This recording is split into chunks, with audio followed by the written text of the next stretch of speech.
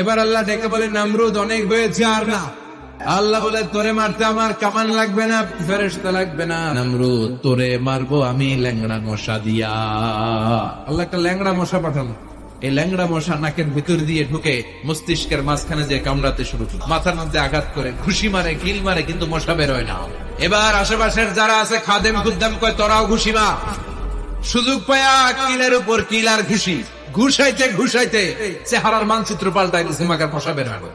নমরুদ কয়, এবার আমার জোতা মাফ।